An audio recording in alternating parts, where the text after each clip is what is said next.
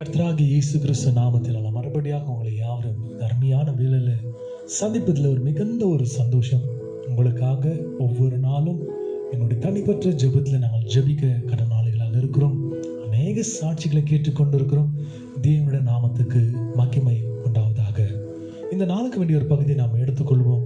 சங்கீத புஸ்தகம் 126 அதிகாரத்தில் 5ஆம் வசனத்தை நாம் தியானிக்க கேட்பாங்க. கண்ணீரோடு விதைக்கிறவர்கள் கம்பீரத்தோடு அறுப்பாராக.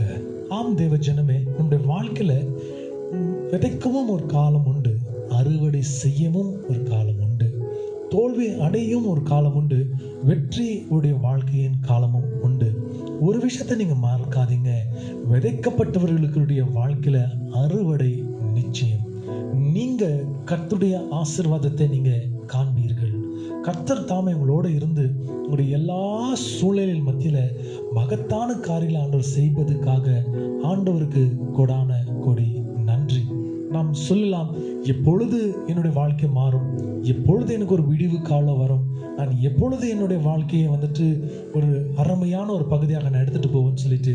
ஆனால் வேதம் சொல்கிறது போல விதைக்கப்பட்ட இந்த விதையானது நிச்சயமாக அறுவடை கொண்டு வரும்னு சொல்லி பார்க்க கேட்கிற தேவஜனமே, அநேகர் கண்ணீர் மத்தியில் இருக்கலாம், சோர்ந்து போயிருக்கலாம், உடைக்கப்பட்டுள்ளாக இருக்கலாம், அடுத்ததாக நான் என்ன செய்வேன்னு தெரியாத ஒரு அங்கலாய்ப்பின் மத்தியில் இருக்கலாம். But God is definitely going to deliver you. கர்த்தர் தான் உன்னை எல்லா இடுக்கத்தின் மத்தியிலிருந்து உன்னை விடுதலை செய்ய மகிமை உள்ளவராக இருக்கிறார். தேவனை விசுவாசிக்கிற பிள்ளைங்களுக்கு ஒரு பெரிய ஆசீர்வாதம். ஈசாக்கு விதைத்தார், 100 மடங்கு தேவனாகிய கர்த்தர் அறுவடையை கொண்டு வந்தார்.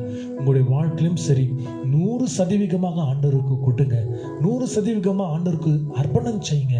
ஆண்டவர் விசேஷமாக உன்னை தூக்க, உன்னை ஆசீர்வதிக்க அவர் மகிமை உள்ளவராக இருக்கிறார். சோர்ந்து போகாதீங்க. உடைக்கப்பட்டுள்ளாக நாம் காணப்பட்டாலும் கூட இந்த தெய்வன் நிச்சயமாக அறுவடையை கொண்டு வருவார்.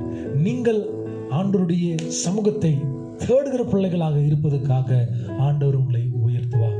Whatever is your situation, dear saints, என்னதான் உங்களுடைய சூழ்நிலைகள் இருந்தாலும் தேவனுடைய சித்தத்தை நீங்க மறக்காதீங்க.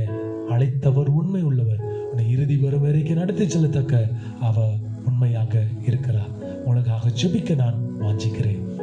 எங்களை நேசிக்கும் நல்ல தகப்பனே, ஆம் ராஜா, வசனம் எவ்வளவு அழகாக சொல்கிறது ஆண்டவரே, கண்ணீரோட விதைக்கிறவர் கம்பீரத்தோட அறுவடை செய்வார்கள் சொல்லி ஆண்டவரே, அநேக நேரத்துல அடுத்ததாக நான் என்ன செய்ய போகிறேன், என் வாழ்க்கையை எப்படி ஆகிறதுன்னு சொல்லி அநேக கேள்விகள் மத்தியில் இருக்கிற பிள்ளைகளுக்கு நீர்தாமே ஆதரவாக, நீர்தாமே ஆசீர்வாதத்தாக நீங்கள் இருப்பதற்காக ஆண்டவருக்கு ஸ்தோத்திரம் தகப்பனே.